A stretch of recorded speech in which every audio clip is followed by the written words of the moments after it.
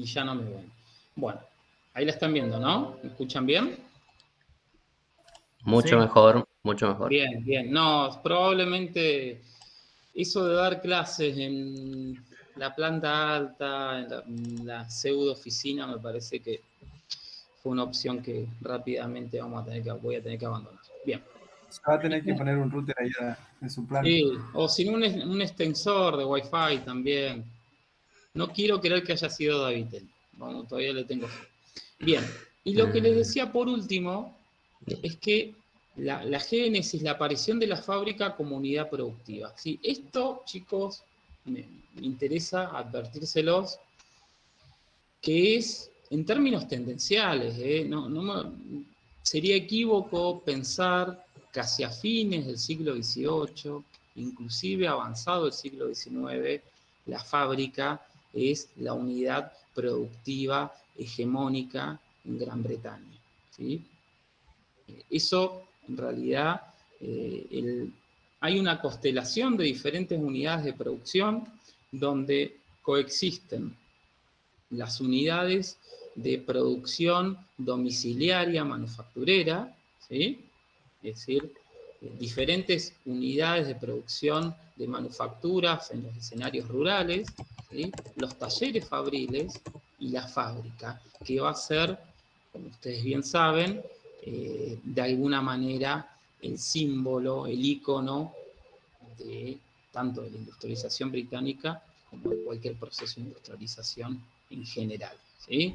¿Por qué hago esta aclaración? Porque uno quizás, cuando uno lee el texto, puede llevar a la conclusión errónea de pensar que ya que este proceso es inmediato, y me gustaría invitarlos a pensar en términos históricos de que este proceso es bastante... hay que pensarlo en términos históricos, que no se da de un día para el otro, donde Manchester o Liverpool aparecen con fábricas por doquier, ¿sí? No están así. Sí, tendencialmente la fábrica comienza a ser claramente la unidad productiva hegemónica, aunque no única, del capitalismo industrial. ¿Se entendió? ¿Sí? Profe, Bien. Sí, escucho. lo de relevo energético, yo no lo escuché, por lo menos ya se había empezado a cortar. Sí, no sé quién habló. Yo, Francisco. Francisco. El relevo energético es, ustedes saben que cualquier proceso de producción está vinculado a fuentes de energía. La matriz energética contemporánea, en realidad desde principios, desde fines del siglo XIX hasta la actualidad, ustedes saben muy bien que es la basada en hidrocarburos, ¿sí? La revolución industrial británica inaugura una matriz energética basada en el carbón y en la utilización del vapor como fuente de suministro energético para hacer funcionar la industria textil, especialmente, y en las próximas décadas, ya perforando el siglo XIX, la producción ferrocarrilera. ¿Sí? Es decir, hay una nueva matriz energética basada en el carbón, ¿sí? Que es una novedad en términos históricos si lo comparamos con lo que había sido, ¿sí?, la matriz energética hegemónica durante el feudalismo, que era prácticamente muy sujeta, ¿sí?, a las variaciones no había una explotación de la naturaleza muy acentuada, como va a ser una marca de distinción del capitalismo a partir de acá, ¿sí? ¿Sí? A partir de ahí, entonces, hay una vinculación entre capitalismo y medio ambiente muy fuerte, inclusive ustedes saben muy bien, o si no, bueno, lo planteo, una vinculación que uno puede decir que es depredadora, ¿no? Expoliadora, ¿sí? Hay una utilización del medio ambiente por parte del capitalismo que es muy agresiva, ¿sí? Es decir, entonces se da este relevo. Alejandro dice entonces el punto de partida del capitalismo fue y ahí me quedó, espera que me alcanza a leer, ¿fue la misma revolución? No, no necesariamente, Alejandro. lo que implica el proceso de industrialización inglés es un salto cualitativo en términos de maduración del capitalismo, ¿sí? Como les decía yo hoy al comienzo de la clase, nosotros podemos identificar aspectos del capitalismo, ¿sí?, en los siglos precedentes. Pensemos en las burguesías flamencas del siglo XVII-XVIII. Es decir, hay un capitalismo mercantil que precede, es decir, por eso digo, no es un relámpago en cielo despejado la revolución industrial británica, sino que hay un proceso de transición que termina de consolidarse, que se acelera, que los procesos de transformación se aceleran, ¿sí?, hacia fines del siglo XVIII, ¿sí?, y que consolidan obviamente el capitalismo y que a partir de allí se van a expandir durante buena parte, a lo largo y a lo ancho del orbe en diferentes circunstancias. ¿Sí? ¿Se entiende? Si no lo entienden, no hay ningún problema. Lo volvemos a explicar. Estamos para eso. Sí, ahí vuelvo a la diapositiva. En la anterior. Esta no. Esta no. ¿Esta? Es decir, Sí, profe, esa es. la revolución industrial británica lo que genera es eso. Durante buena parte del feudalismo lo que se sucedía eran crisis cíclicas, es decir, no había un salto en materia de productividad, ¿sí? Había una relación cíclica entre el funcionamiento social y los recursos. ¿Sí? Llegaba a ir un modelo de crecimiento económico por definición extensivo, es decir, no había una utilización intensiva de los recursos económicos y naturales que recién logra fracturarse con la revolución industrial inglesa, ¿sí? A partir de este momento, los indicadores de producción van a ser, en términos de la historia de la humanidad, van a sufrir una transformación, un incremento significativo, ¿sí? Lo cual no implica que el capitalismo funcione estructuralmente generando asimetrías y que tenga una dinámica de funcionamiento oscilatoria, ¿sí? Es algo típico del siglo XIX pensar que era un crecimiento, una progresión ascendente y unilineal. No es así. Con esto no estoy queriendo decir esto, ¿sí?, sino que, bueno, pero que en términos de la historia de la humanidad sí hay un salto cualitativo en materia de productividad que es innegable. ¿Sí? ¿Se entiende? Bien. Profe, una duda yo tengo. Sí. Ahí en el tercer punto que dice la aparición de la fábrica, ¿se Sí. refiere a la fábrica como la construcción en sí o la relación que tenía el obrero y el empresario? La fábrica como un emplazamiento, ¿sí?, que tiene una materialidad, pero que simboliza un universo de relaciones socioeconómicas, ¿sí?, que implica la, la distribución de la sociedad entre un capitalista, un burgués, y un obrero o proletario. Es decir, la fábrica como símbolo, ¿sí?, tanto material como socioeconómico. En mi casa hoy están todos los ríos posibles. ¿Se entiende? Si no, no es la fábrica el edificio, ¿sí? No es solamente el edificio, a eso nos referimos. ¿Sí? ¿Se entiende? Es más que el edificio. Díganme que sí o que no, así sigo o Sí, lo profe, yo explico de tengo otro una, modo. Sí, sí. ¿Cómo? yo Bien, tengo una perfecto. duda. Sí, profe, se entiende. Bien, perfecto. ¿Sí? De alguna manera es el arquetipo, es el símbolo de este de este proceso que están haciendo. Bien, ¿cuáles son las condiciones para la innovación? ¿Sí? ¿Por qué? La pregunta que se hicieron innumerables historiadores económicos, ya más de un siglo, es ¿cuáles son las condiciones que permiten comprender este salto cualitativo? Si nosotros tenemos un largo proceso, ¿sí?, donde de alguna manera el capitalismo no lograba consolidarse de manera plena, ¿por qué esas transformaciones se terminan de consolidar y de acelerar hacia fines del siglo XVIII?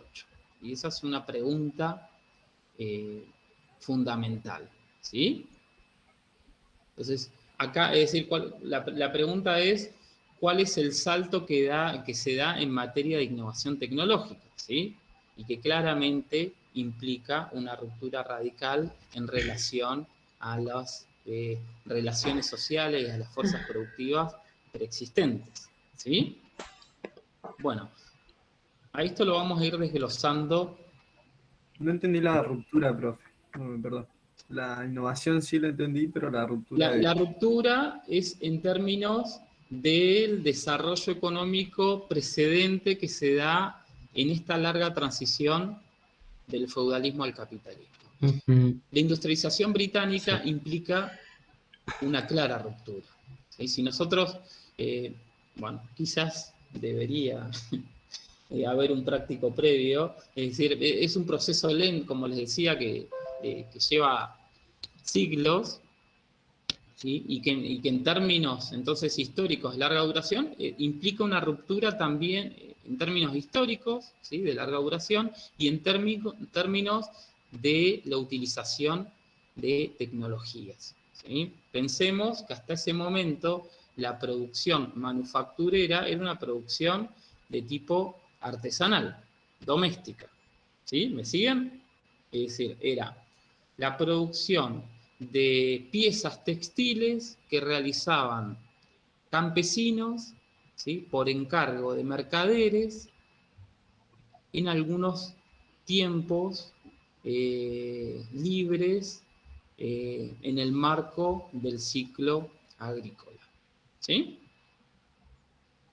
Con la emergencia del proceso de industrialización, ese escenario de producción manufacturera doméstica implica una ruptura tecnológica, ¿sí? Ya no va a ser la producción doméstica, sino que va a ser una producción manufacturera en talleres, con posterioridad en fábricas y con la utilización de dispositivos técnicos con nuevos métodos de producción que van a significar tanto innovaciones como rupturas, ¿sí? Como rupturas en relación a esas técnicas de producción precedentes, ¿sí? No sé quién había preguntado. Sí, me quedó. Bien, perfecto. Me gusta que pregunten, ¿eh? Y cualquier acotación, además de las dudas, inquietudes que ustedes tengan, también es bienvenida, ¿eh? La idea es esa también, que ustedes logren realizar sus apreciaciones a lo largo de la clase, ¿sí? Bien. Entonces, están absolutamente habilitados a hacer. Bien. Entonces, lo que teníamos a lo largo de los siglos precedentes era una producción manufacturera domiciliaria, ¿sí? Algunos autores lo denominan, sobre todo la tradición germana, como un sistema protoindustrial, ¿sí? A mí particularmente no me cierra demasiado la idea porque implica de alguna manera entender la producción domiciliaria en términos evolutivos, es decir, necesariamente la producción protoindustrial lleva a un mundo de capitalismo industrial fabril, y no necesariamente es así. Inclusive la tradición protoindustrial alemana, no los quiero embrollar mucho, no desembocó necesariamente en la industrialización del país teutónico. ¿Se entiende? Pero sí, para que por las dudas se los menciono porque hay una corriente historiográfica que lo plantea de ese modo. No necesariamente, ¿qué les quiero decir con esto? No hay una teleología, no hay una progresión que tiene como cúspide el mundo de las industrias. Ustedes lo saben bien. ¿Por qué lo saben bien? Porque el mundo no es un mundo de países industriales. Hay un desarrollo económico desigual donde una porción minúscula de países logró industrializarse y una gran mayoría de países no lo logró. ¿Sí? Entonces, no necesariamente hay una progresión, una evolución hacia las industrias. ¿Sí? En el caso británico, sí sucedió eso, y de alguna manera este es una suerte de nudo gordiano, es decir, es una encrucijada que tiene la economía británica que se resuelve como una adaptación superadora a la industria domiciliaria. Bueno, como dice la diapositiva, la FIGMINA, diría Alberto Fernández, la industria domiciliaria es un sistema flexible que le permitía a los mercaderes, ¿sí?, de alguna manera ir acompañando las fluctuaciones de la demanda. ¿Sí? ¿Cuál era el principal obstáculo que tenía la producción manufacturera domiciliaria? El principal obstáculo que tenía es que en contextos de expansión de la demanda, ¿sí?, no podía haber un corrimiento, una correlación de la oferta con la misma celeridad. ¿Se entiende lo que quiero decir con lo que quiero plantear? Es decir, en momentos de expansión del consumo, la oferta de producción manufacturera no corría de manera paralela, con la misma velocidad. ¿Sí? Pensemos. Profe, o sea que sería que había más demanda que oferta, ¿eso quiere decir? Exactamente. En un contexto de aumento de la demanda, para decirlo en términos llanos, de incremento del consumo, la oferta no podía correr paralelamente con la misma velocidad. En un contexto de explosión de la demanda, la oferta no podía satisfacerla con la misma rapidez. ¿Sí? ¿Se entiende? Aumento de demanda, la oferta va por detrás, en este sistema domiciliario. ¿Sí? Pensemos que son productores rurales, campesinos, que en sus tiempos libres, ¿sí?, o que en los intersticios del ciclo agrícola producen piezas manufactureras. ¿Sí? No está la lógica de control, de planificación, que después va a ser una marca de agua del capitalismo en el cual se maximizan los beneficios, los tiempos, y se minimizan al máximo cualquier tipo de costo. Específicamente, el reinado del cronómetro todavía no está presente. ¿Sí? ¿Se entiende? Eso genera... Perdón, Nicolás. Sí. Entonces, lo que estás diciendo en cuanto a la producción artesanal, los campesinos en sus tiempos libres lo hacían, por eso no alcanzaban a producir lo suficiente cuando se incrementaba la demanda y poder satisfacerla. En sus Su tiempos prioridad libres, era otra.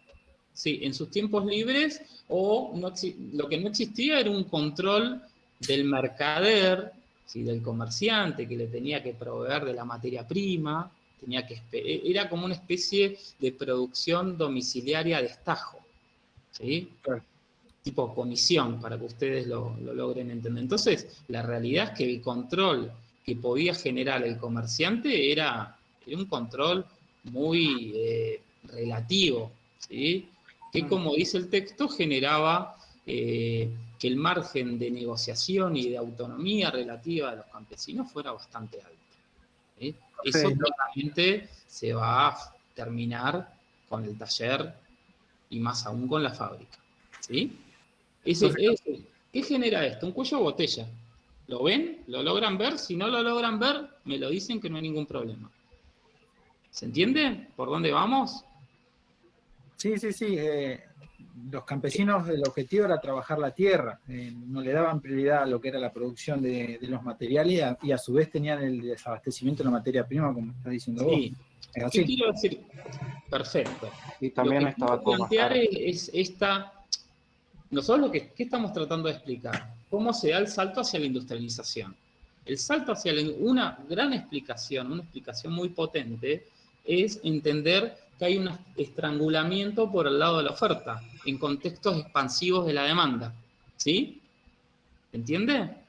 Que el sistema de producción domiciliaria Sí. no No podía alcanzaba. llenar, no alcanzaba. Eso es lo que permite que nosotros comprendamos por qué se da ese salto cualitativo en materia de inversión, ¿sí?, hacia nuevas técnicas.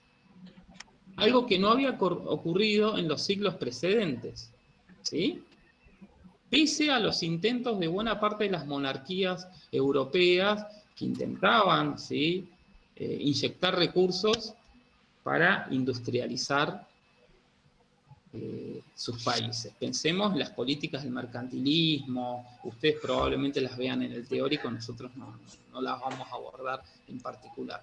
Pero ya desde el siglo XVII en adelante, buena parte de las principales monarquías europeas, léase Francia, Inglaterra obviamente, España, están tratando de acelerar los procesos de transformación. No es tan fácil. ¿Cuándo se da históricamente la coyuntura para que se dé ese salto cualitativo? Cuando hay un estrangulamiento por el lado de la oferta, en un contexto expansivo. ¿Se entiende? Ahí se da ese salto a la inversión en capital fijo. ¿Sí?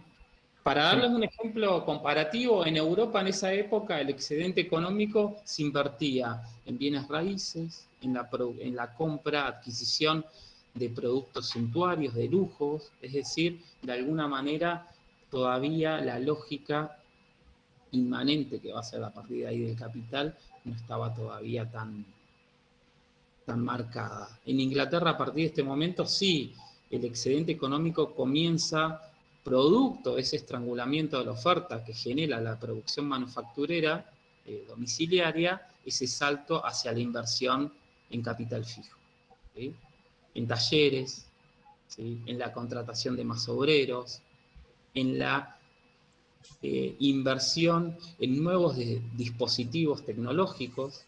¿Sí? ¿Me siguen? Sí. Perfecto. Sí, sí. Bien. Es decir, no se da de una manera demiúrgica, mágica, o por el libre fluir de las cosas, ¿sí?, sino que se da en una coyuntura específica donde hay un aumento dramático de la demanda que genera rigideces en la oferta y que implica una transformación, ¿sí?, cualitativa que trata de solucionar ese inconveniente. ¿Sí? Estrangulamiento de la oferta, ¿qué quiere decir? Perdón. ¿Viste alguna vez estrangular a alguien o algo? Es una metáfora media agresiva. ¿Sí? ¿Sabés lo que es estrangular? Sí, claramente. Bueno, vos tenés Claro. la oferta y la demanda, ¿no? Lástima que no. A ver si... Bueno, no, quería ser más gráfico, pero bueno, no tengo la cámara. Es cuando la oferta... ¿Sí? Le hace Homero a Bart. Exactamente. No es una... no es en los tiempos que corren realmente, probablemente no sea la mejor analogía, no sea tan feliz, pero vamos a utilizarla en un sentido físico, ¿sí? Es cuando vos le pones un torniquete, ¿sí?, en términos siempre económicos, hay un cuello de botella, ¿sí?, hay una limitación estructural a expandir la oferta de bienes económicos. ¿Sí? ¿Se entiende? Sí, ¿Vamos bien? Bien. Yo ya estaba con la bolsa, con el trapo ahí, estaba a punto de mostrarles. Bien, sigamos. Bien. No sé ¿alguien quería comentar algo? A ver, creo que hay un mensaje.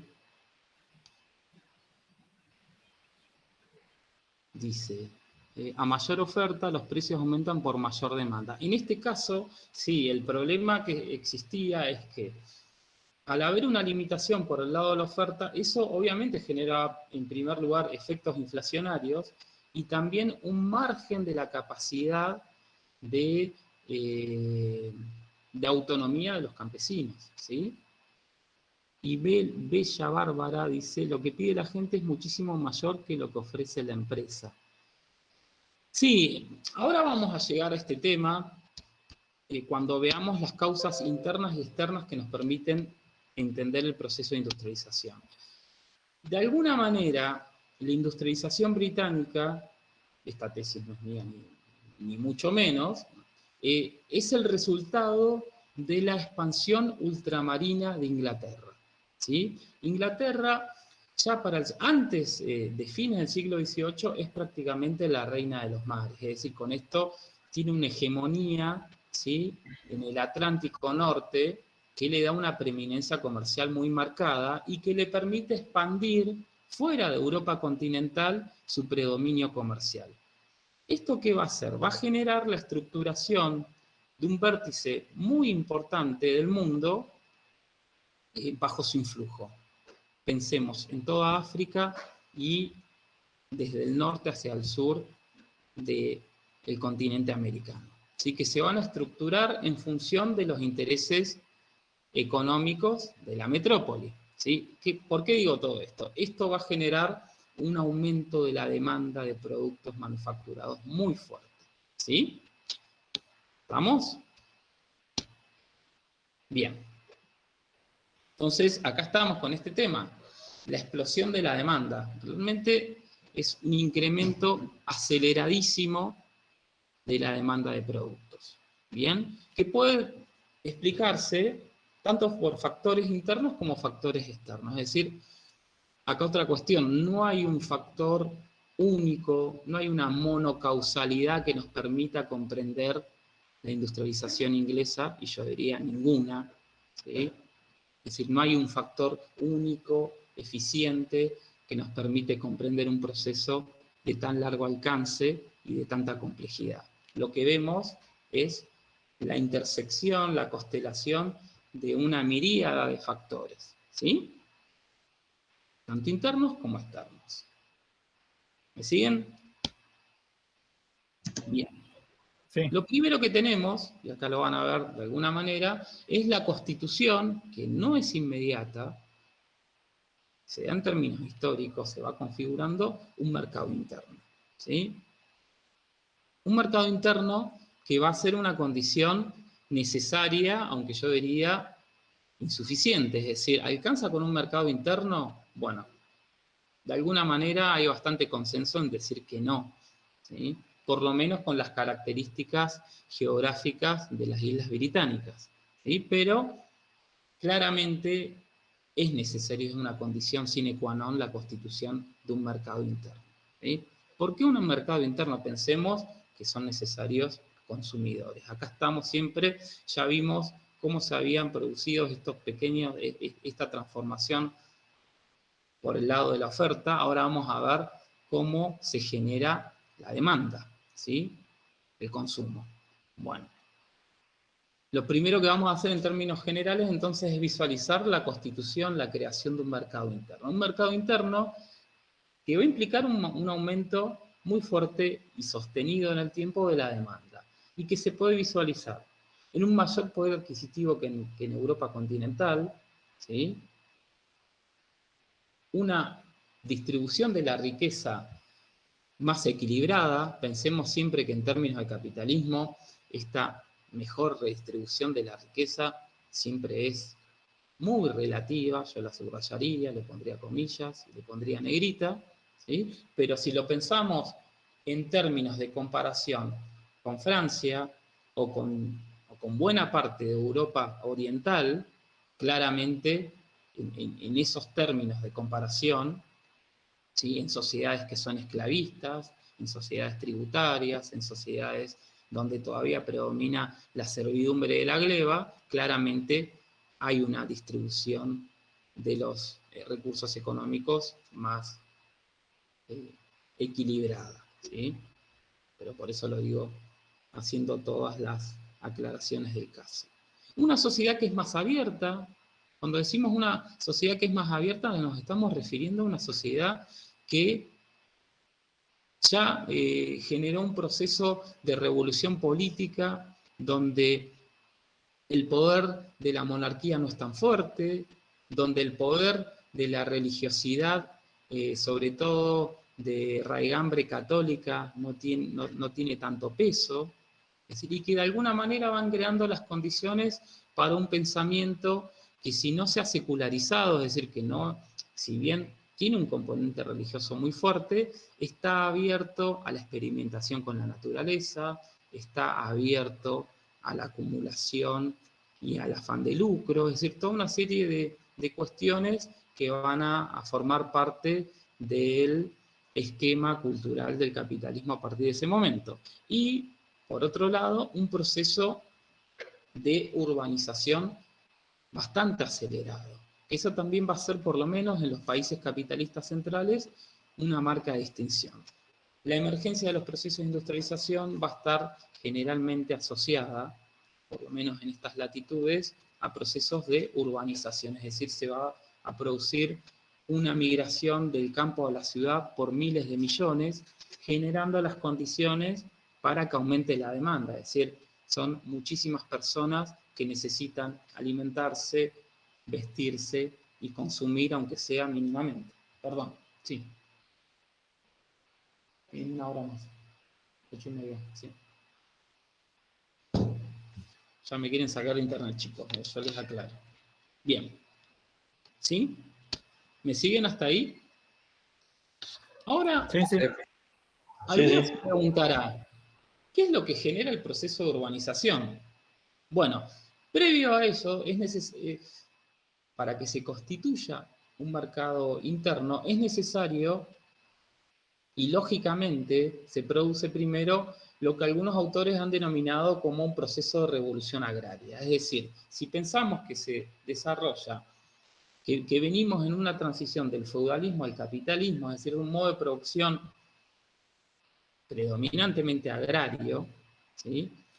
El germen de las transformaciones, ¿sí?, de este capitalismo industrial necesariamente se da en el campo. Y se da en el campo a partir de la crisis que se desarrolla en el siglo XVII, ¿sí?, y que marca acá, a partir de aquí, de alguna manera, una bifurcación en relación a las trayectorias históricas de los países europeos. Y que en Inglaterra van a configurar una estructura del agro que es capitalista.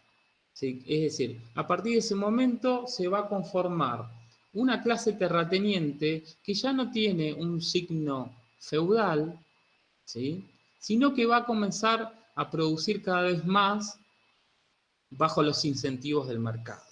¿Sí?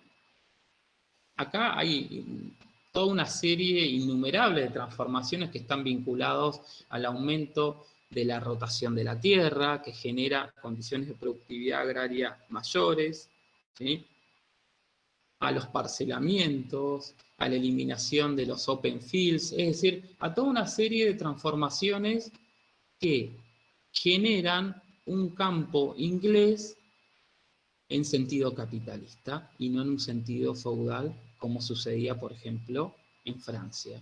¿Sí? Es decir, el campesinado, esa enorme masa de trabajadores rurales, ¿sí?, que basan su subsistencia en los medios tradicionales de producción agraria, comienzan a trabajar para un terrateniente. ¿Se entiende?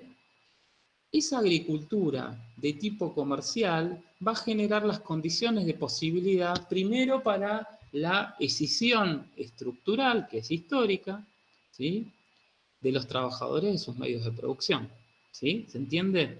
Ya no van a ser, el grueso de la población británica va a ser campesina, sino que van a empezar o a ser arrendatarios, asalariados, muchos van a comenzar a migrar hacia las ciudades, no van a dejar de ser campesinos, van a comenzar a ser o asalariados o arrendatarios rurales o directamente obreros o trabajadores en escenarios urbanos.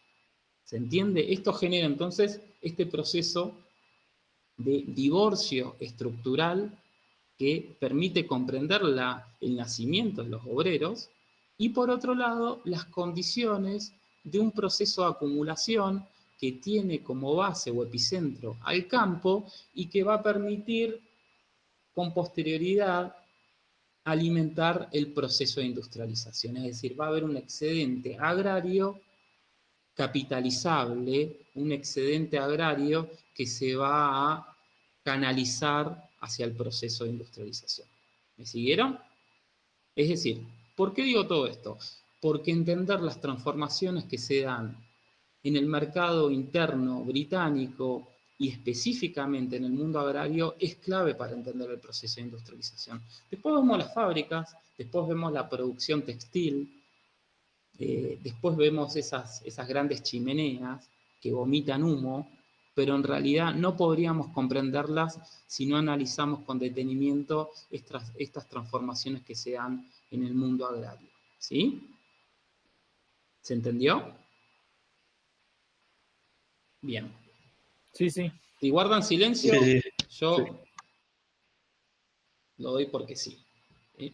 Bueno, y como les decía, a nivel, uno podría decir a nivel cultural, ideológico, también hay toda una serie de transformaciones, probablemente la más tradicional o conocida sea a partir de la reforma protestante, del cisma religioso que se genera en Europa con Lutero y Calvino, hay una serie de transformaciones culturales que comienzan a alejarse del dogma católico de sanción, ¿sí?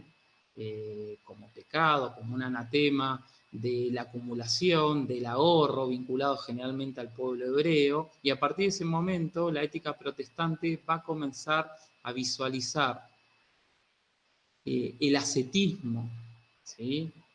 La capacidad de ahorro en términos positivos, ¿sí? Va a haber entonces diferentes aspectos vinculados a lo cultural que van a, de alguna manera, a colaborar, ¿sí?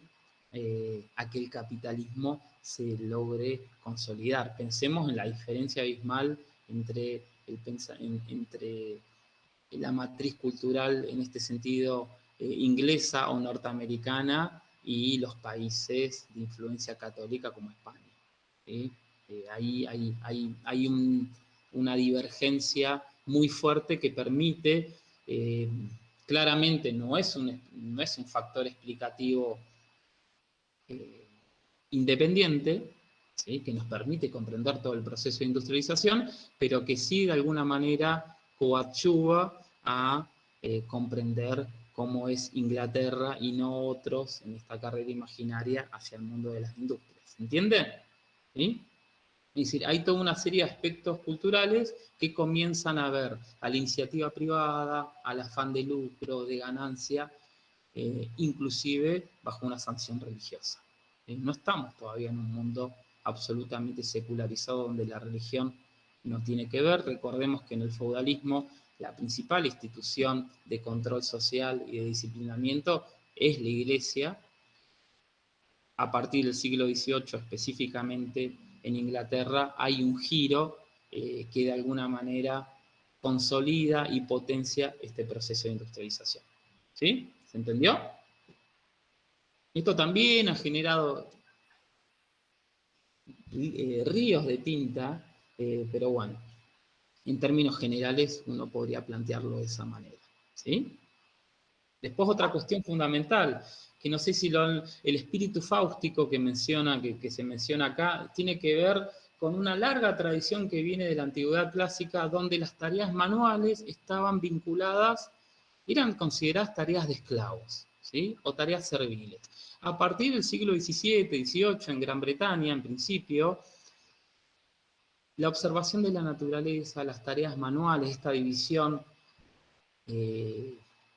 centenaria, milenaria inclusive, entre trabajo intelectual y trabajo manual, comienza a modificarse y la carga de la valencia de esta antinomia comienza a ser dotada de nuevos significados. Ya el trabajo manual no es considerado un trabajo de esclavos, una especie de karma, sino que es considerado un medio posible de ascenso social, ¿sí? El texto en algunos pasajes lo menciona con claridad, ¿sí? Estos grandes inventores no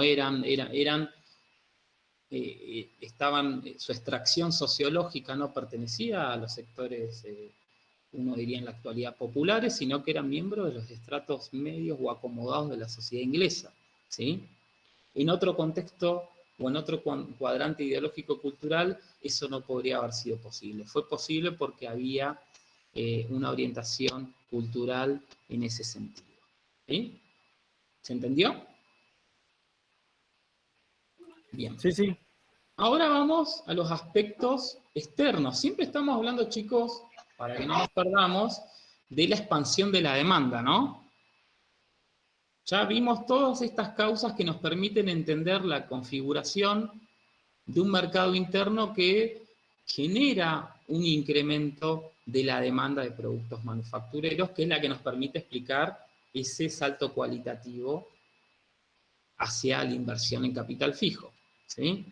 Ahora, este señor que ustedes ven ahí es un cara de nerd, es el gran Eric Hobsbawm, bueno, falleció hace un par de años, durante mucho tiempo el santo patrono de los historiadores sociales y económicos, y él plantea una hipótesis que sigue siendo, a mi juicio, muy interesante, que es que no podemos comprender el proceso de industrialización británico si no identificamos el rol superlativo que tiene el comercio ultramarino. Yo hace unos minutos les comentaba, no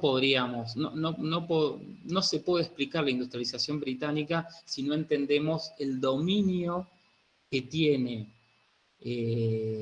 los mercaderes ingleses y la corona británica en buena parte del Atlántico Norte, ¿sí? Eso permite el control, ¿sí?, del eje del dinamismo en ese momento en la historia económica mundial, ¿sí?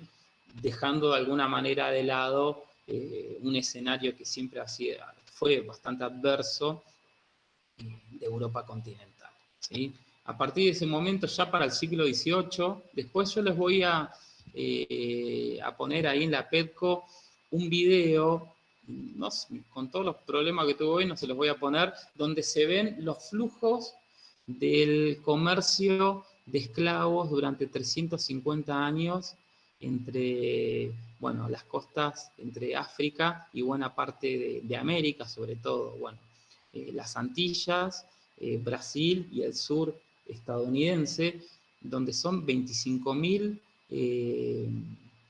movimientos navieros y alrededor de 25 millones de personas. Es decir, realmente hay un movimiento comercial que lidera Gran Bretaña que genera una explosión de la demanda de productos manufactureros que es difícil de imaginar porque son miles de millones de movimientos comerciales, ¿sí? Eso genera en Gran Bretaña, bueno, el monopolio de áreas prácticamente indisputadas. Pensemos que buena parte de América estaba bajo el dominio del Imperio Español, que realmente ya para el siglo XVIII no estaba en condiciones de poder competir con Inglaterra en términos comerciales, y bueno, realmente Centroamérica era un verdadero colador, ¿sí?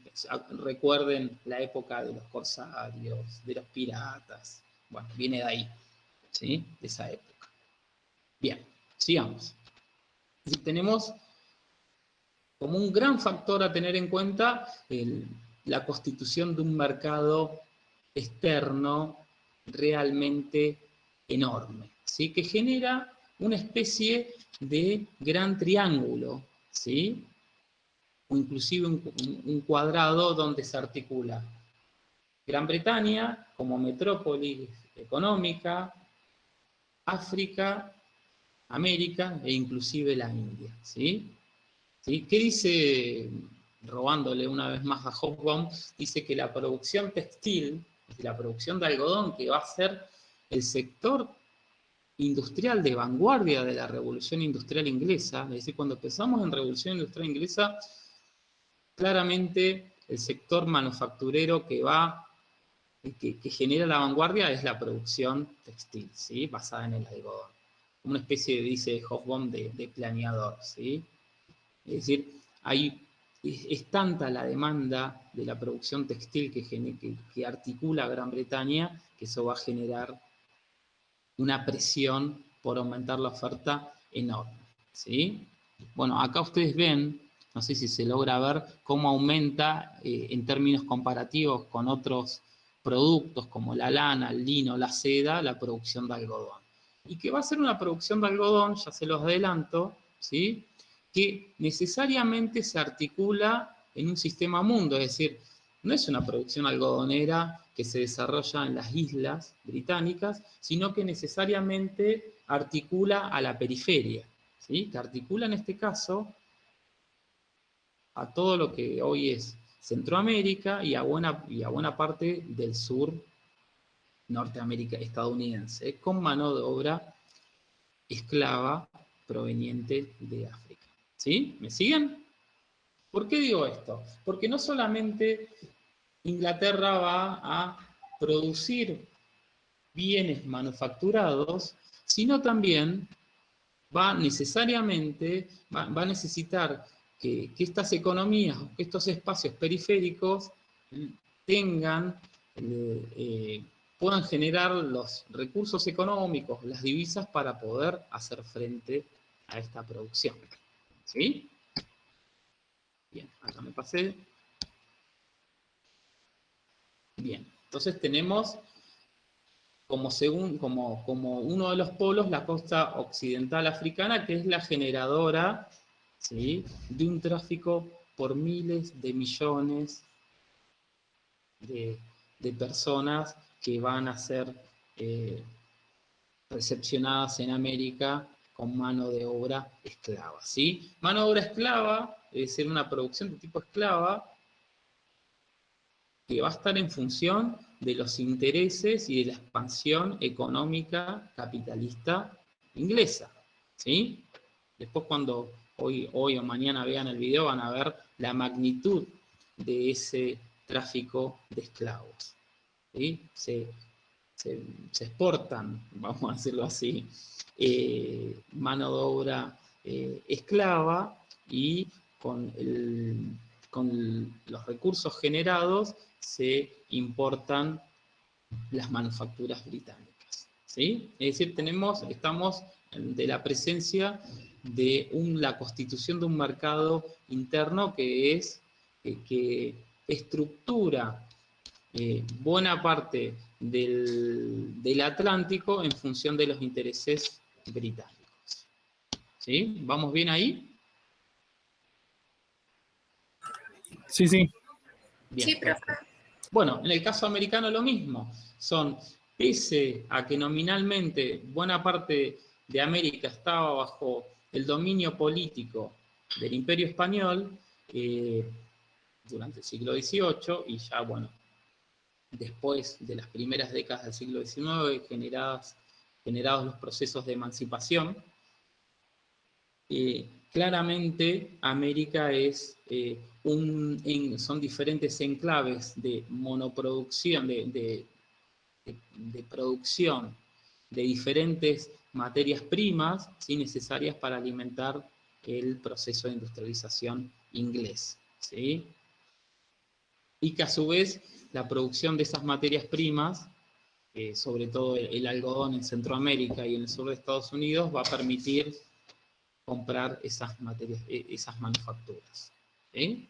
Y por último, la India también, que tiene una gran tradición de producción textil suntuaria, también, bueno, va a ser el comienzo del fin de su esplendor, y también va a caer en este proceso de es decir, de la estructuración de un comercio internacional que tiene claramente gran favorecido, que es la metrópoli, y cómo se va estructurando, ¿sí? Ya a partir de ese momento lo que con posterioridad vamos a denominar a partir de David Ricardo, que vamos a ver la clase siguiente, como una división internacional del trabajo, es decir, países productores de bienes industriales, países productores de materias primas y alimentos que se van a complementar comercialmente bajo relaciones de subordinación y opresión económicas muy marcadas, ¿sí? Hay un comercio internacional entonces que se estructura en función de esos intereses metropolitanos y que nos permiten entender entonces cómo la demanda de productos aumenta de manera dramática. ¿Sí? Bien. Ahí vamos a ir acelerando porque si no vamos a estar hasta las 10 de la noche. ¿Cuál es el punto fundamental de este sector de vanguardia que lidera la industrialización británica? Bueno, no tanto la calidad, ¿sí? Fíjense en el cuadro cómo aumenta, ¿sí? Las exportaciones británicas de algodón, ¿sí? Llegando a los 300.000 toneladas, una locura. Ya no es tanto la variable, la calidad, como eran en su momento, otrora, los productos de la India, sino la cantidad. Es decir, a partir de este momento, el atributo fundamental de la industria textil británica es su faz cuantitativa, es decir, una producción que prescinde de la calidad vinculada generalmente a lo artesanal o a una producción suntuaria y apuesta con nitidez a la cantidad. ¿Sí? Bien. Ahora, las condiciones para la creación de estos dispositivos mecánicos. Nosotros ya sabemos que ese estrangulamiento de la oferta se da entonces, lo vimos bien, tanto por factores internos como externos. ¿Sí? Hasta ahí estamos claros. Y vemos y lo logramos, espero haberlo, que lo hayan logrado visualizar, a través de este aumento muy fuerte de la demanda de productos manufacturados.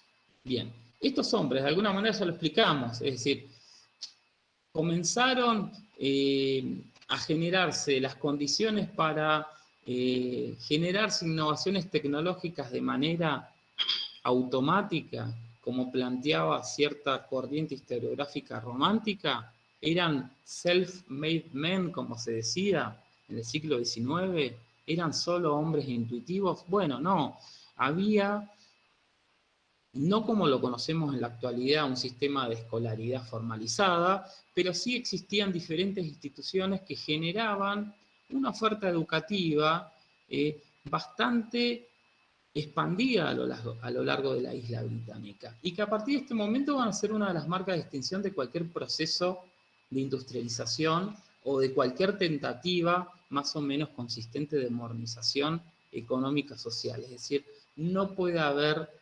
modernización, no puede haber crecimiento económico, aumento de los indicadores de bienestar social, si no se tiene como una de las patas de la mesa a la oferta educativa. En el caso británico, eso, aunque fue la primera experiencia y se ve de manera embrionaria, no fue claramente la excepción. ¿Sí? Estos hombres que comienzan a experimentar, a buscar soluciones innovadoras para resolver problemas productivos, no salieron de la nada, sino que tenían un piso de formación elemental. ¿Sí? Bien. Ya, a ver qué hora es. Menos cuarto. No, tenemos tiempo. Interrúmpanme, chicos, si alguna cuestión no van entendiendo. Bueno, ¿cuál es el problema del capital? Acá, es decir, la pregunta es, ¿cuáles las controversias que se generaron en relación si la dotación de capital fue un elemento y el acceso a ella fue un elemento, cuáles fueron los mecanismos de canalización de las fuentes para la inversión en capital fijo a partir de fines del siglo XVIII.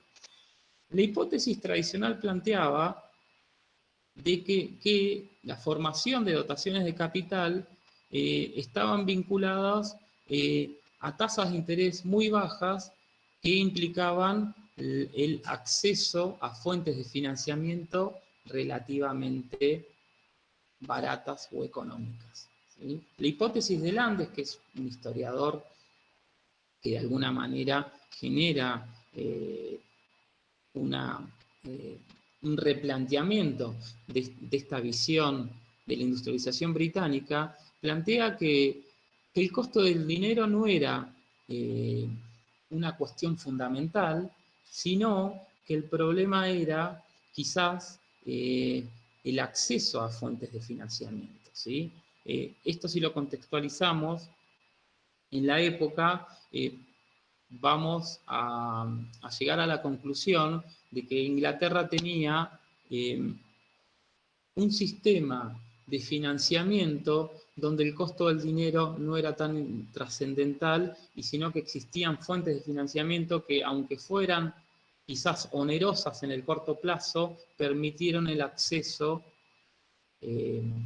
a fuentes de dotación de capital que permitieron la inversión en capital fijo, ¿sí? Bien. Voy a ir adelantando algunas partes, chicos, porque si no, no Perdón, llegamos. Nicolás, la Sí. última teoría la hipótesis de Landes, entonces lo que decía, a diferencia de la tradicional, es que Sí. el dinero no era barato, pero el rendimiento que te daba el capital que vos comprabas te daba la posibilidad de devolver a mediano o largo plazo, te daba la posibilidad de devolver esa. Sí, perdón que estoy yo con el coso, no sé quién habló. Daniel. Daniel. El problema no es si el dinero, para hacerlo en términos técnicos, el grado positivo o negativo de las tasas de interés, ¿sí? No es que el dinero era tan barato, en realidad el problema era el acceso a las fuentes de financiamiento, ¿sí? En realidad el dinero, si lo miramos en una perspectiva de corto plazo, era bastante, las tasas de interés eran onerosas, ¿sí? Pero en un contexto de tal expansión, eso no fue un dato tan relevante, ¿sí? Lo fundamental a tener en cuenta fue la existencia de un sistema financiero relativamente difundido en Inglaterra que permitió un rápido acceso a las fuentes de financiamiento. Es decir, cuando se generan las condiciones para la inversión en capital fijo, en Inglaterra existe la posibilidad de acceder a él, independientemente del costo del dinero. Eso por un lado. Por otro lado, la utilización de esas fuentes de financiamiento y del excedente económico que generaba un proceso de industrialización fuertemente expansivo es que se reinvierte en procesos de transformación, ¿sí? A diferencia, si lo podemos comparar con el escenario de Europa continental, donde el excedente económico generalmente se canalizaba en vías suntuarias, ¿sí? A la vieja escuela feudal. Sí. Pensé que había un ruidito que alguien iba a hablar. Bien.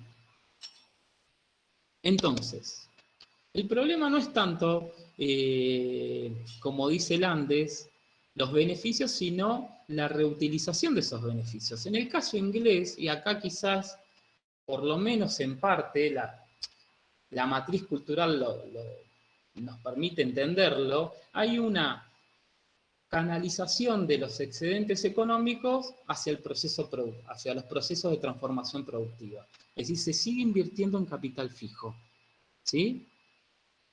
Y no tanto como sucedía, por ejemplo, en Francia, comprando, no sé, productos de lujo, de lo que sea, ¿sí? Comprando tierras, comprando productos textiles de lujo, ¿sí? Es decir, acá el problema está más vinculado hacia la reutilización del excedente económico, ¿sí? En el caso inglés, ¿sí? Que se reorienta, se canaliza con finalidades que permiten expandir el proceso de producción industrial, ¿sí? En términos comparados, si lo comparamos, por ejemplo, con lo que sucedía en España, en Francia, en los Países Bajos, ni hablar de Europa Oriental, donde todavía predominan señores feudales, ¿sí? de largo alcance. ¿Sí? Bien, ¿se entiende? Otra cuestión vinculada a... Profe, Sí, perdón, no sé quién no, habla. no entendí, Vela, no entendí por qué es un desafío acceder a los créditos. No, no es... En realidad el desafío es poder acceder a una fuente de financiamiento que en el caso británico tiene un sistema de...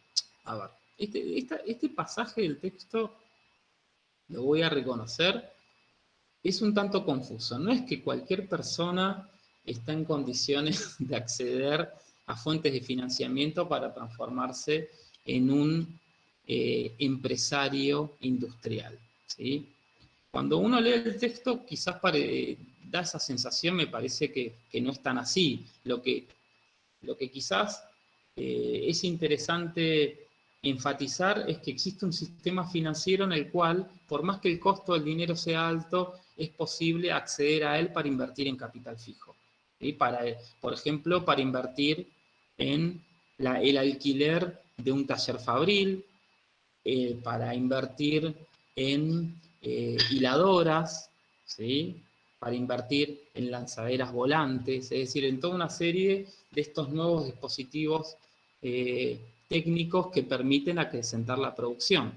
Y no es que, bueno, generalmente uno, en términos historiográficos, es difícil generar un balance entre la generalidad de lo que se intenta explicar y los matices necesarios para acceder a la complejidad de un proceso histórico. No me gustaría que se genere la imagen de que cualquier persona podía acceder a transformarse en una suerte de meritocracia británica, se podía transformar en un burgués, ¿sí? No es tan así, ¿sí? Existían dentro de los...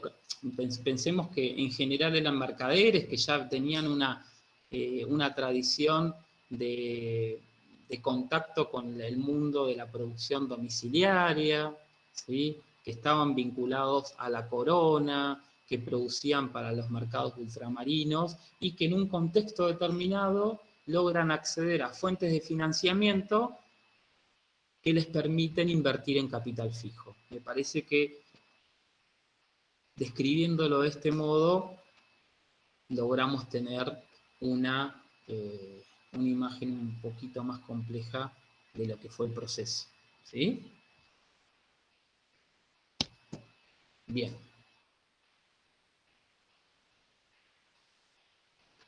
¿Se entendió? Sí, Sí, se entendió. mejor. Bien. Bien. Entonces, no es tanto el acceso. A ver, ¿por qué hay tanta controversia y tantas dificultades en esta cuestión? Si uno analiza los requerimientos y la formación de capital necesaria para impulsar un proceso de industrialización en la actualidad, inmediatamente se le va a venir a la mente dotaciones de capital enormes, ¿sí? En el caso británico, estos requerimientos de la formación y el acceso de capital no son tan grandes porque el proceso de innovación técnica es, si lo miramos con los ojos del siglo XXI, bastante rudimentario, ¿sí? Es decir, la formación y el acceso al capital no es tan relevante como lo va a ser, por ejemplo, como va a ser a partir ya de mediados del siglo XIX. Si comparamos la industrialización británica, como lo vamos a hacer en los próximos prácticos, con la alemana, vamos a ver que los esfuerzos del proceso de modernización germano implican el acceso y la formación de capital un esfuerzo mucho mayor. ¿Sí? En el caso británico, ese no es el panorama, ¿sí? Probablemente porque son los primeros y porque el sistema técnico es bastante rudimentario. ¿Sí? Bien. Vamos a avanzar, chicos, porque terminamos, si no, a las 10 de la noche. Cualquier duda que tengan, me la dicen. Bien. ¿Por qué la pregunta que a esta altura se transforma en evidente es ¿por qué es el algodón? ¿Por qué es la industria textil la que lidera este proceso de industrialización? ¿Sí? Bueno, hay algunas explicaciones posibles.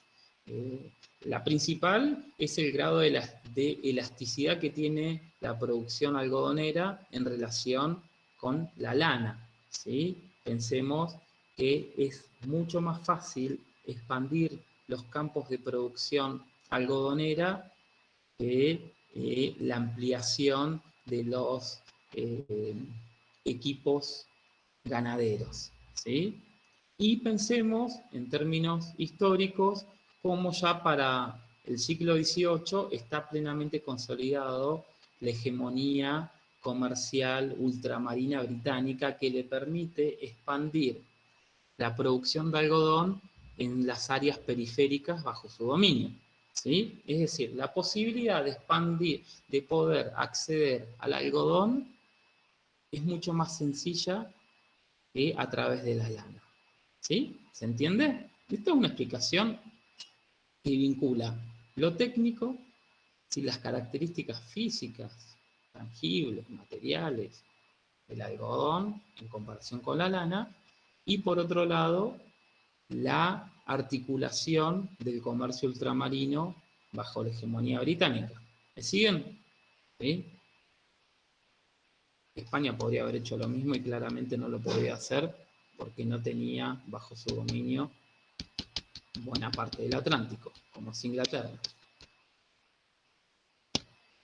Bien. ¿Por qué digo esto?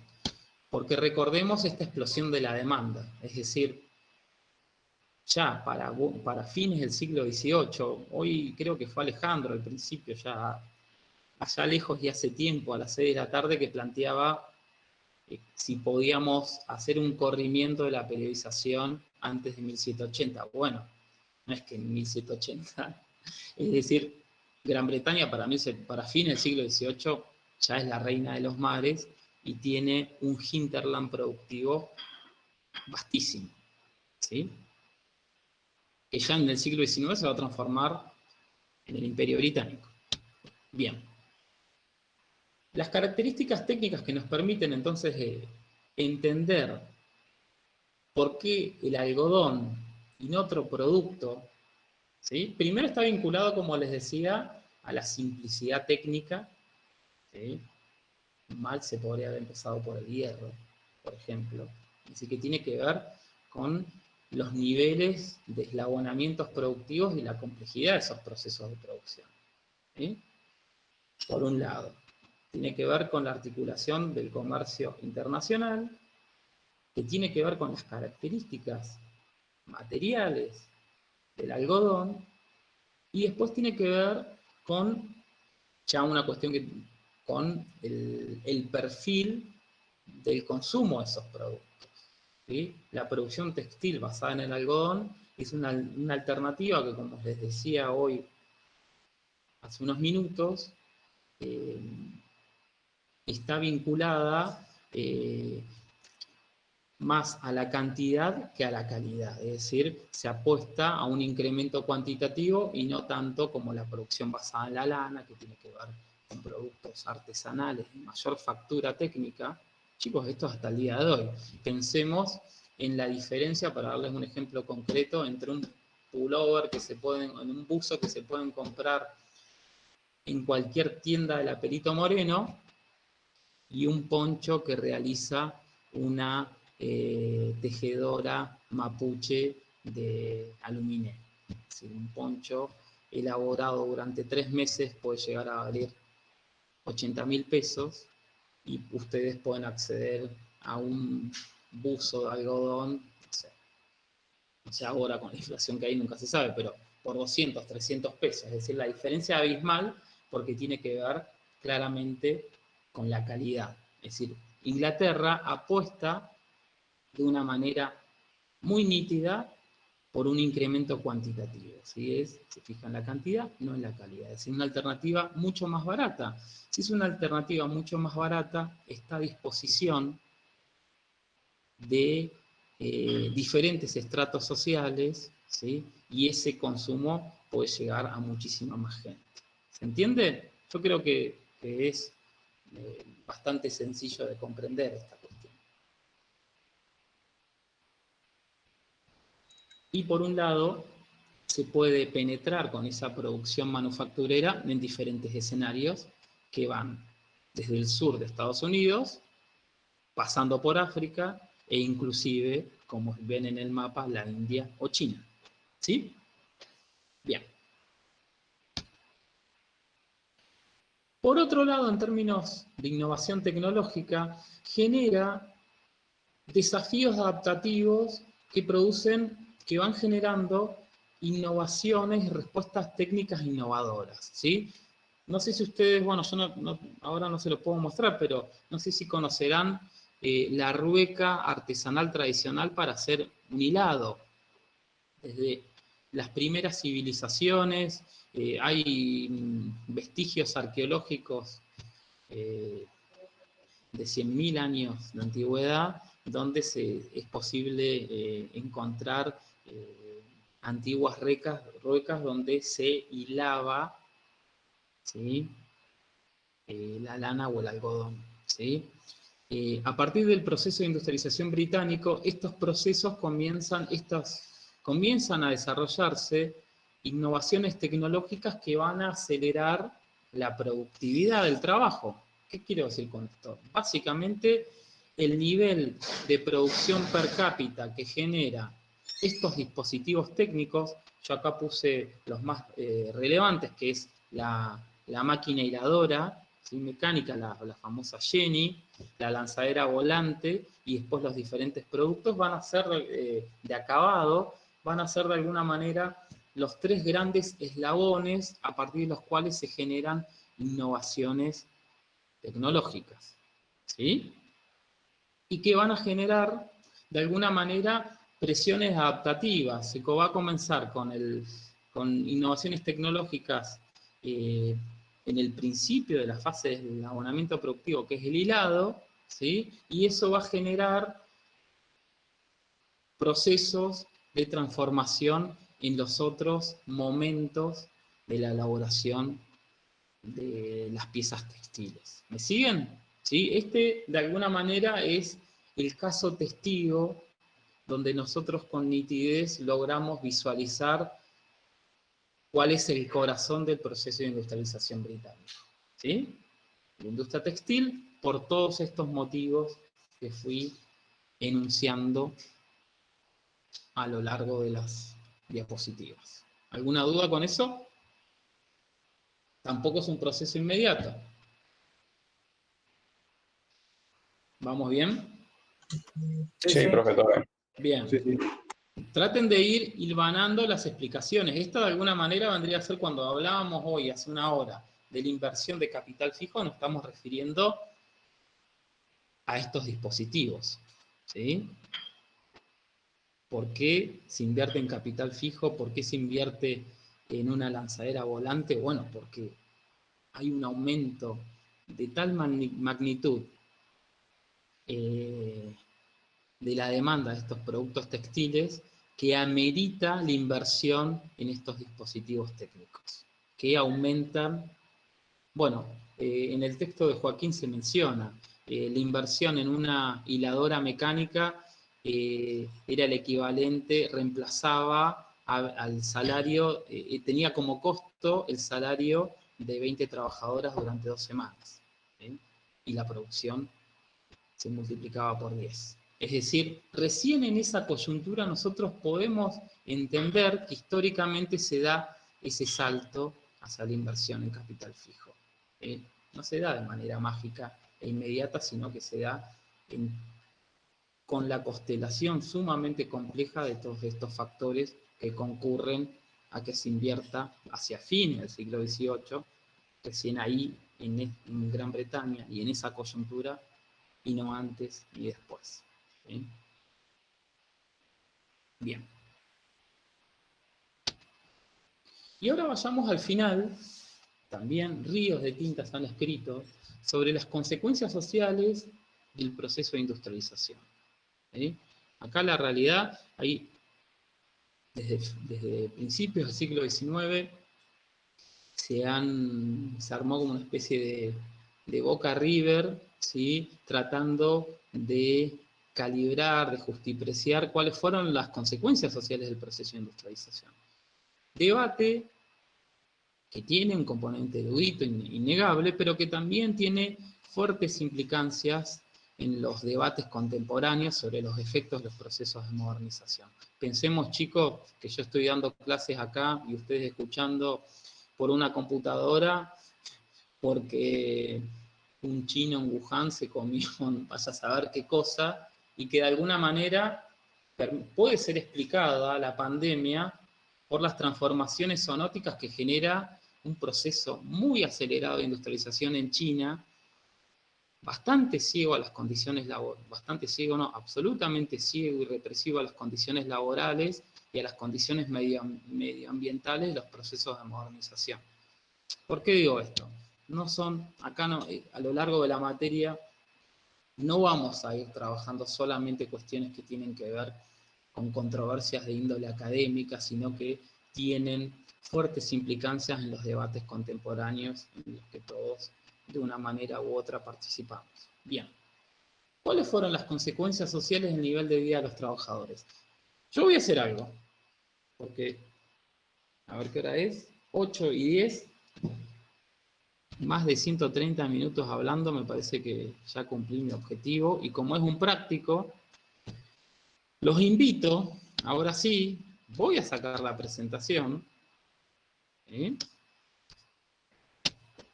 Y los invito a que se animen a comentar muy brevemente qué plantea Joaquín Perren en este apartado del capítulo. ¿Cuáles fueron los debates que se han generado en relación a las implicancias sociales del proceso de industrialización? Bueno, ahí se está uniendo Adrián un poco tarde, pero bueno, siempre... Bienvenido, Adrián. ¿Quién se anima? Yo soy medio rudimentario con el tema del Meet, más en una computadora. Silvana, Alan, Marco, yo voy a nombrar lo que tengo, lo que estoy viendo en estos momentos en la pantalla. Daniel, a ver, Daniel, que te veo ahí con los apuntes. Bueno, Marco, te escuchamos. A ver, ¿qué te animas a decir? La idea es un práctico, chicos, no lo digo para que... Lo digo para que de a poquito vayamos descontracturándonos, y la idea de los prácticos es precisamente eso, que no sea un teórico donde habla y duerme a los estudiantes, a los y las estudiantes del profesor, sino donde ustedes se animan de a poquito a manifestar lo que fueron entendiendo de lo que leyeron. Esa es la idea. Te escucho, Marco.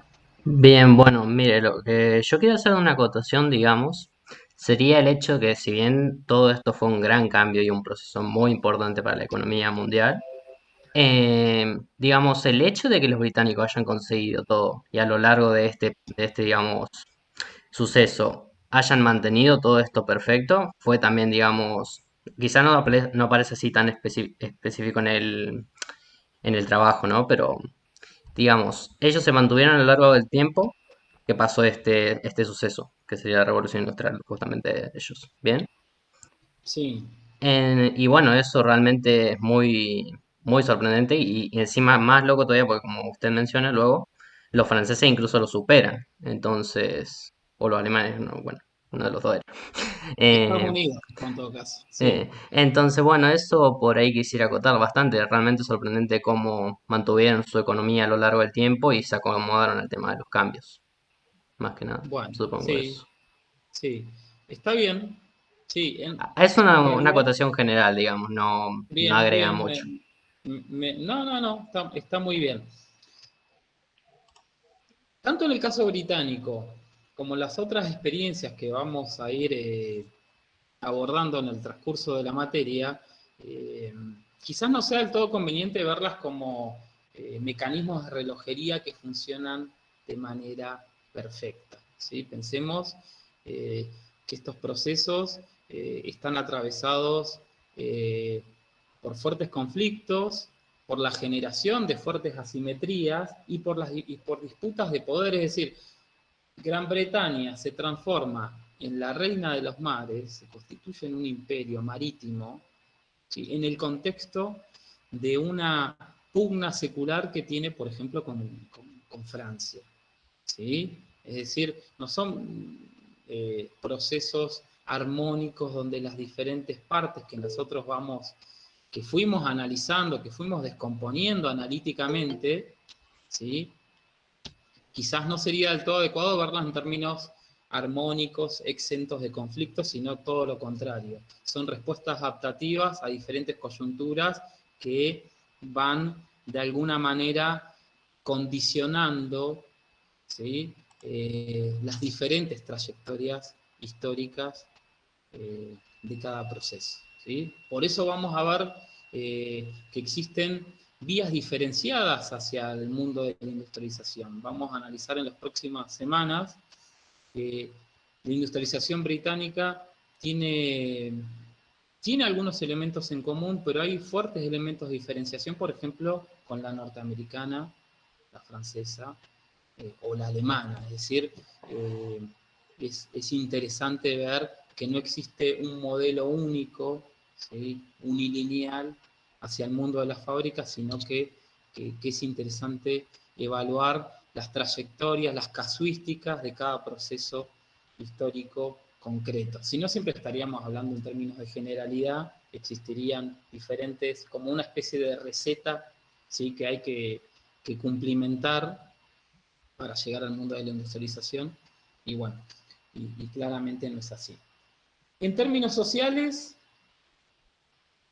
Marco hizo una reflexión que me parece interesante, no sé quién se anima. Analía ya se fue, así que no nos va a poder. Me gustaría ser como más, a ver a más compañeros, pero no, el resto están con la cámara apagada. No sé si ya se durmieron. ¿Cuál es el estatus de la gran mayoría? Bien.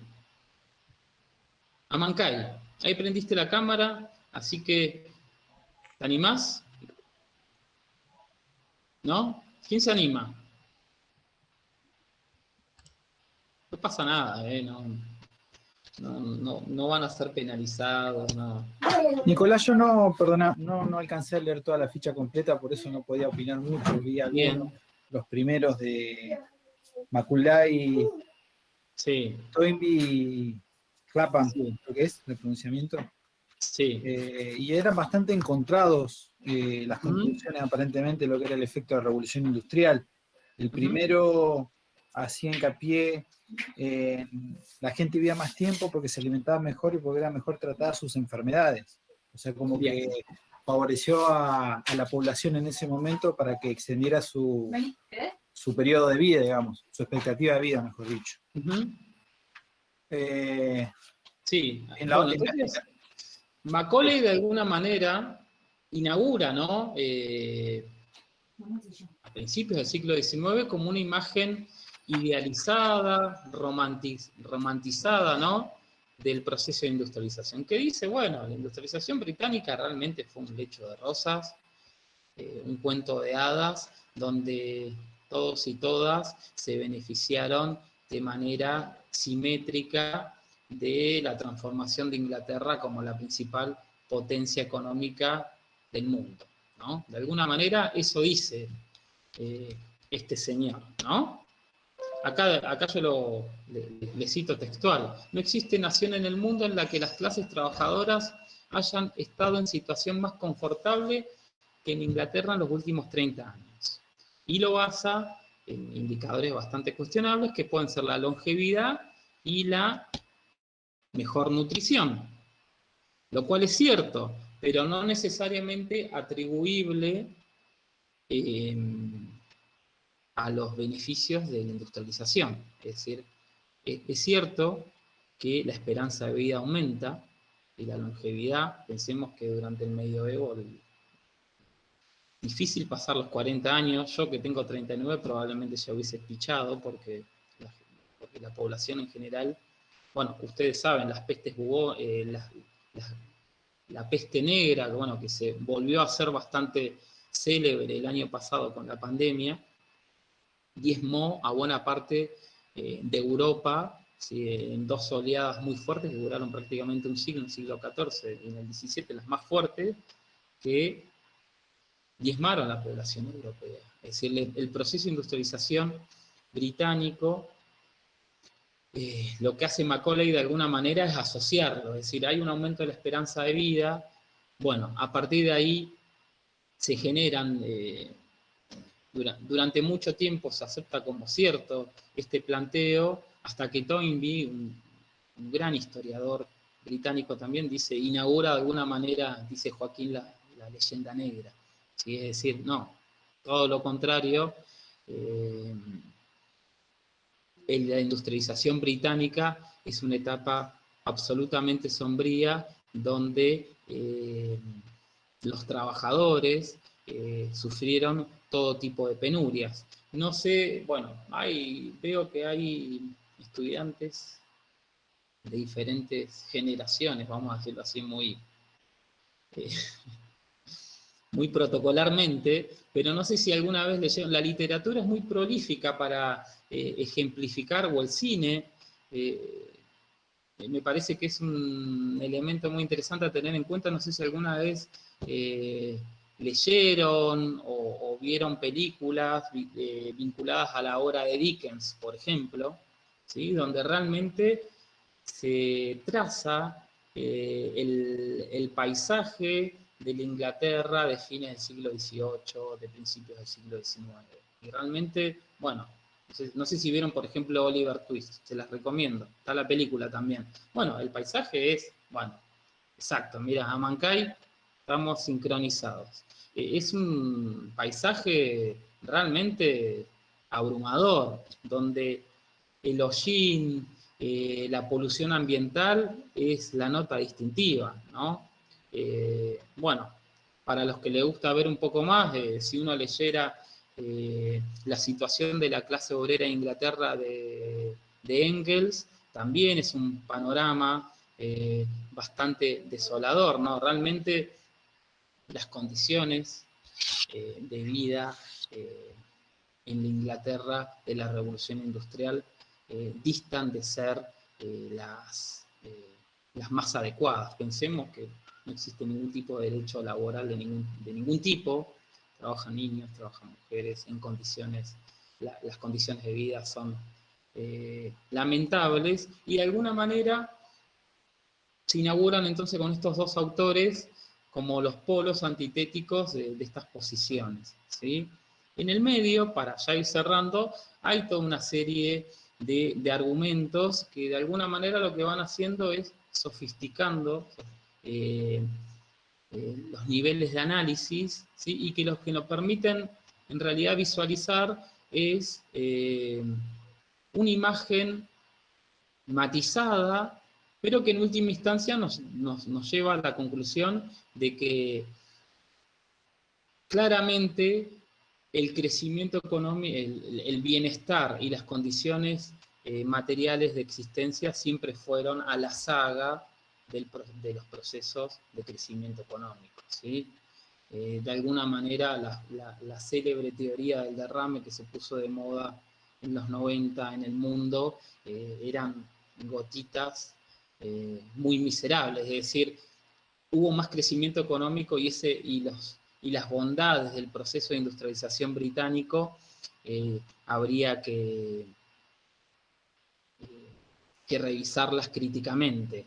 El texto termina con un pasaje de una cita de Edward Thompson donde dice, bueno, en última instancia, la discusión sobre el debate sobre las condiciones, los efectos sociales del proceso de industrialización pueden sintetizarse en un par de patatas, un poco de azúcar y cientos de artículos en la revista de Historia Económica Británica. Es decir, realmente no hay mucho para agregar en relación a los efectos benéficos del proceso de industrialización. Sí, quizás matizar cuáles fueron los estratos sociales que se beneficiaron, claramente lo que se conoce como la aristocracia del trabajo, estos sectores que todavía detentaban el poder, los conocimientos artesanales, pudieron beneficiarse del proceso de industrialización, y conforme descendemos en el nivel de calificación laboral vamos a ver que los beneficios de la industrialización fueron muy pocos, por no decir nulos, ¿sí? Esa de alguna manera es el panorama de un debate que como ustedes habrán podido apreciar que transcurre prácticamente 2 siglos, es decir, prácticamente de manera contemporánea a la industrialización, comienza a discutirse sobre cuáles son los efectos que generan los procesos de modernización económica, en este caso los efectos sociales, ¿sí? Estos procesos de modernización, de industrialización, no son inocuos, es decir, no están vacíos de impactos económicos, sociales, uno diría en la actualidad ambientales también, es decir, estos procesos de transformación generan la dislocación abrupta de pautas culturales, de relaciones sociales, es decir, por eso en última instancia, volviendo al principio de la clase, hablamos de pensar este proceso de industrialización en términos de revolución, es decir, es la transformación estructural de una sociedad, ¿sí?, en términos históricos de una manera muy dramática, ¿sí? Bueno, a ver qué hora es. Estamos más que bien. En un día normal ya los liberaría para hacer el ejercicio evaluativo. Me voy a fijar a ver si la página de la PEPO está funcionando.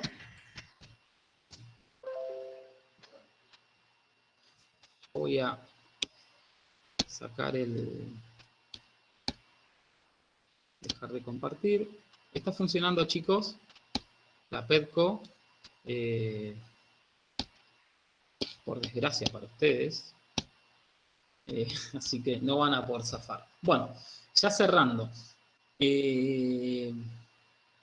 Mi ánimo es, o sea, mi esperanza es que a partir de las próximas clases podamos ir descontracturándonos, ir de a poquito animándonos a hablar. Recuerden que esto es un práctico y que siempre es muchísimo más divertido si se generan instancias de intercambio, ¿no? Porque si no, la verdad que es el monopolio del profesor y nada más, y lejos está en mí de hablar 2 horas y media sin parar.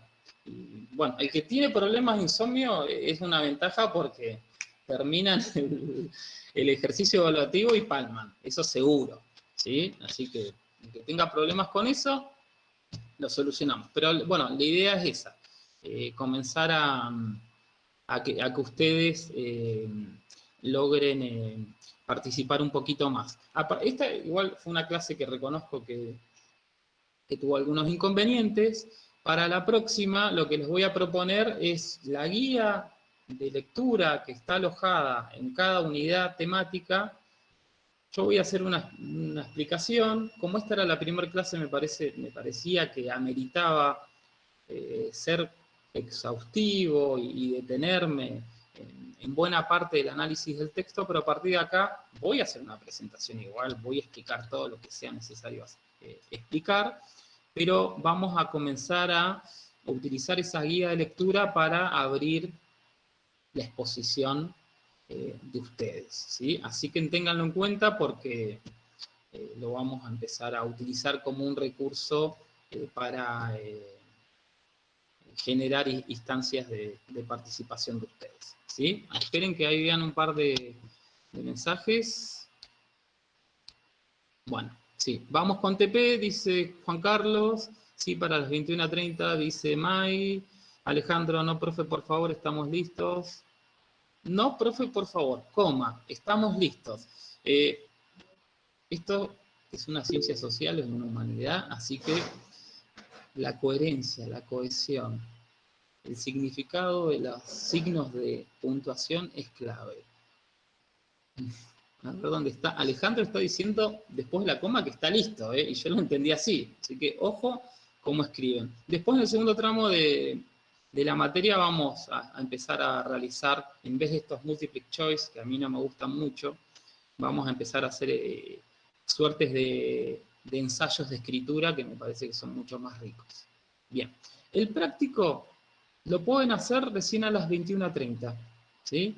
¿Por qué está diseñado de esa manera? A partir del próximo martes, a las 20:30, va a ser de 20:30 a 21. Bien, en el horario que ustedes tienen asignado para la materia, no les quiero sacar más tiempo.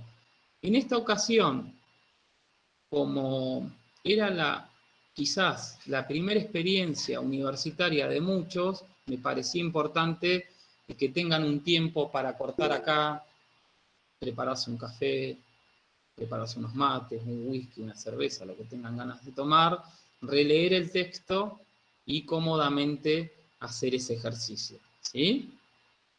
Esa es la idea y esa es la propuesta, es decir, van a tener 1 hora para revisar el texto con tranquilidad y después ahí va también. Bien. A ver, sigo leyendo. Fernando, creo que ahí están los links de los grupos, son muchos, de 21. Bueno, sí.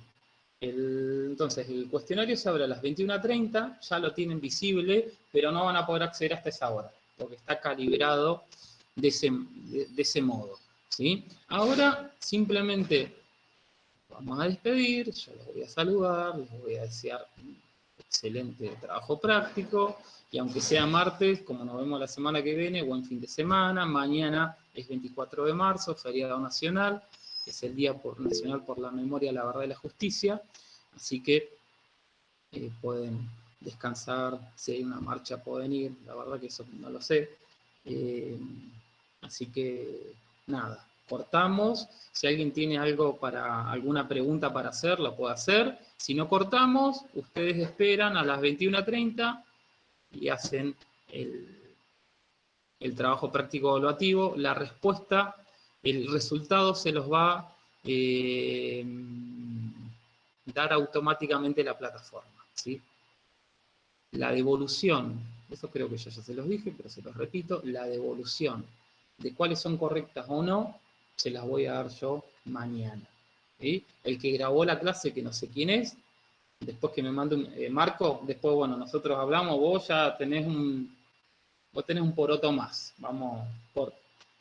vos ya formás parte del lote de los que van a tener una mejor consideración. Profe. Vos Juan no aportaste, así que lo lamento. No. Profe, Sí. le hago una consulta. Sí. Entonces, la guía de lectura va a ser solamente para que nosotros entendamos más fácil, por así decirlo, la fotocopia, y la forma de evaluación va a ser estos espacios que tenemos. Exacto. La guía de lectura es sencillamente eso, es una guía para que ustedes puedan acceder al texto, si quieren la usan, si quieren no. La vamos a utilizar también como un disparador de interacción, ¿sí? En las clases de prácticos. No las tienen que hacer, ¿sí? No te sientas obligado.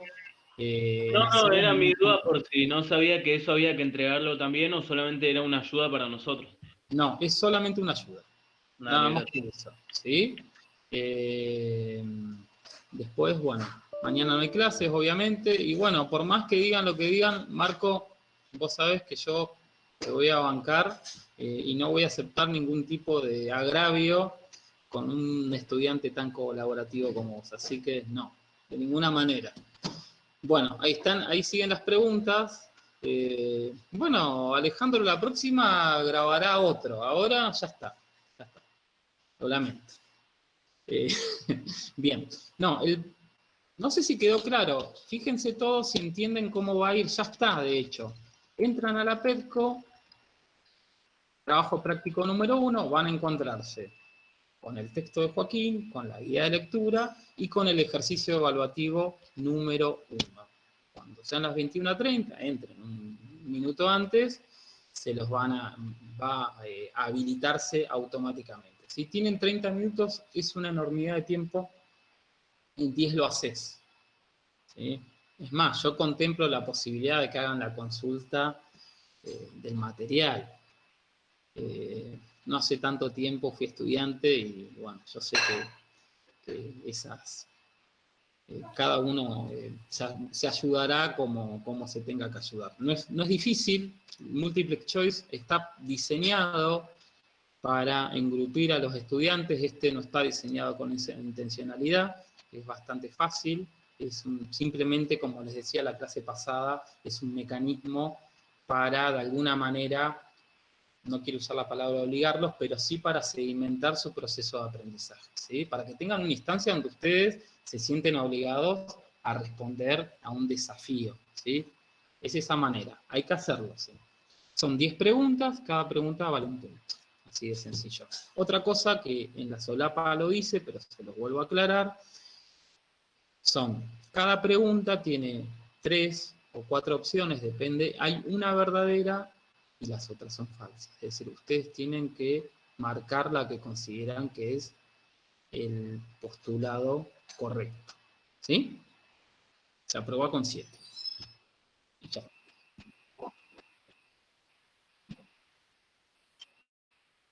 No, tenés que marcar nada más. Solamente marcar la que es correcta.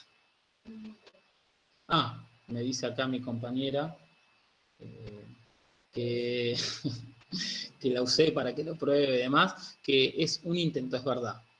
Es decir, lo hacen una vez, se va a enviar y no van a tener la posibilidad de volver a hacerlo, ¿sí? La clase que viene, les repito, lean el programa, visiten periódicamente la PEDCO. La PEDCO no la abran una vez a la semana, ¿sí? Ábranla periódicamente para ver si hay novedades. Está todo en la PEDCO, como dice Alan. Miren el programa, miren la secuencia. ¿Qué programa vemos? El Porque programa de la viste, materia. no, pero hay del 2017, del No. 2018, 19, 20. Programa de la asignatura, año 2021. Mira, ahí yo lo comparto si querés. Está arriba en la pestaña superior al trabajo práctico número 1. Abrí otra materia, disculpa. ¿No? Veo, no te preocupes.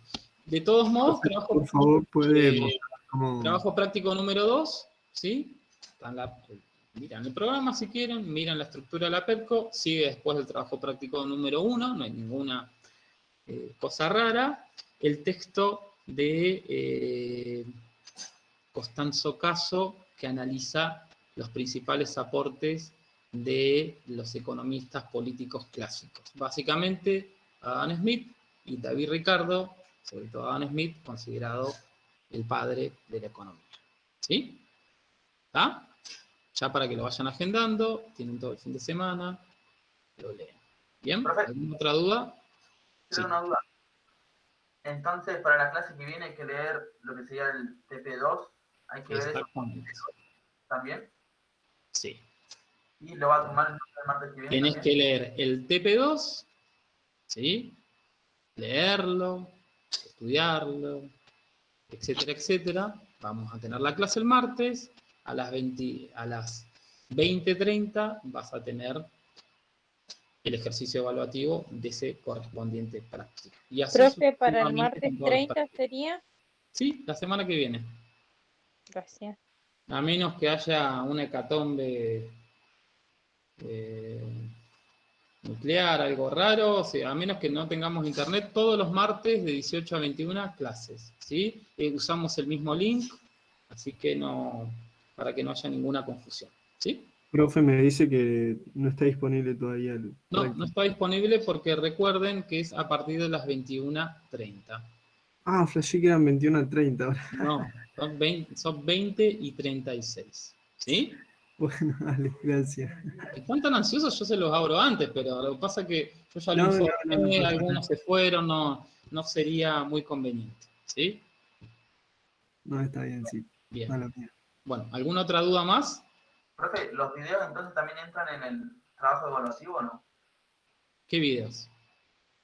El de Adam Smith y David Ricardo. No, esos son recursos didácticos que tienen ustedes para comprender los diferentes procesos que vamos analizando. Vos lo único, o sea, ¿qué voy a evaluar yo? El texto. O sea, por eso les digo, todos los otros recursos son complementarios a la comprensión de los procesos que vamos analizando.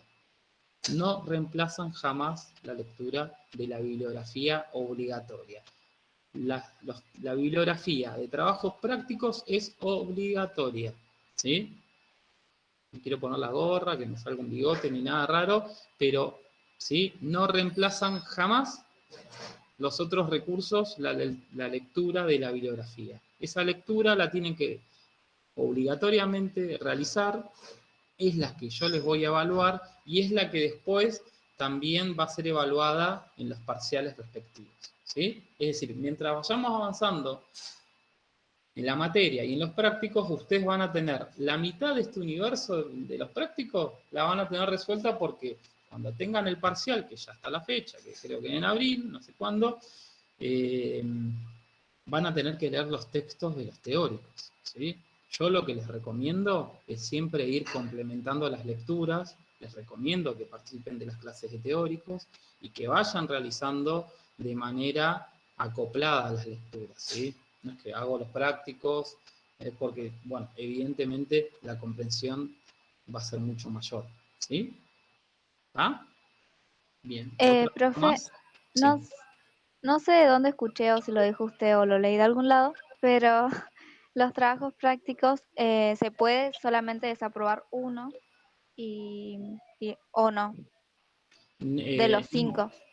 No. Recuerden que los trabajos prácticos son, si bien recuerdo, 11 a lo largo de toda la materia. Ustedes van a tener que hacer ahora en este segmento de la materia 5.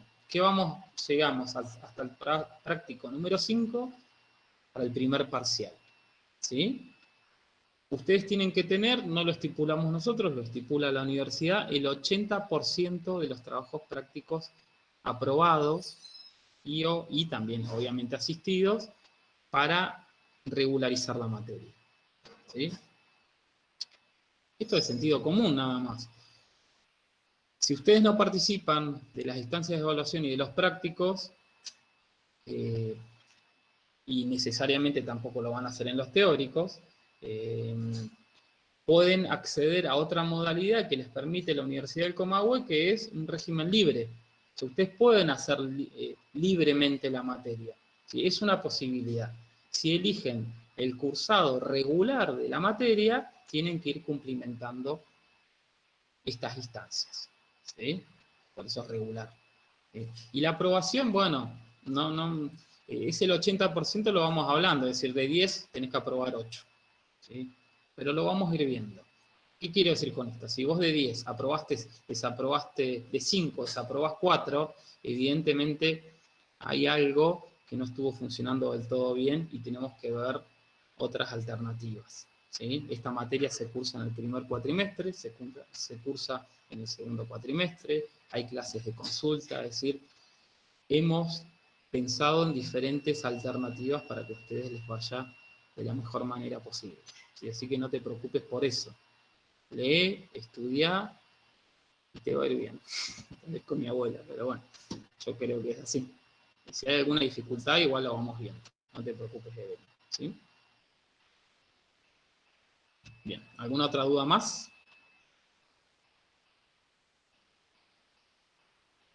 ¿Listo? ¿Cerramos?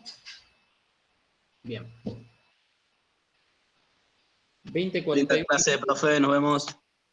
Bueno, chicos, Valentín, todos, buenas noches y nos vemos el martes próximo a las 18 horas, ¿sí? Pásenla lindo, disfruten. Dale, profe. Nos vemos. Chao, nos vemos. Chau, chau. Marco, después nos mandamos mensajes por el tema de la grabación. La próxima venimos acompañados de unos mates, sí, profe, mirá, así la hacemos un poquito más light. Pero obvio, cada uno lo que pueden tomar tranquilamente. Mate, sí. No, igual, fuera a ver, una acotación no personal mía, que veo que por ahí esta clase es mucho más interactiva y eso hace que sea mucho más eficiente a la hora de practicar, y eso está bueno recalcarlo, porque el resto de las materias por ahí, o por lo menos con las que cursé, se hace bastante pesado y por ahí, bueno, el conocimiento se torna de esa forma, pero en esta clase Sí. que es interactiva está bueno. Es que la idea es esa, chicos. Los prácticos, la proporción de la torta tiene que ser un 60-40, un 70-30. La clase de prácticos es de ustedes, no es mía. Yo a lo sumo tengo que ser como una especie de orientador. ¿Sí? Mientras más participen ustedes, la dinámica de prácticos se va a llevar a cabo de una manera más exitosa. Esa es la idea de los prácticos, de esta materia como la de cualquiera. ¿Sí? Perfecto, profe, muchas gracias. No, Buen fin no. de. Bueno, buen fin de adelantado. Nos vemos, chicos. Pásenla lindo. Disfruten. Nos vemos, profe. Buen fin de. Chau, chau.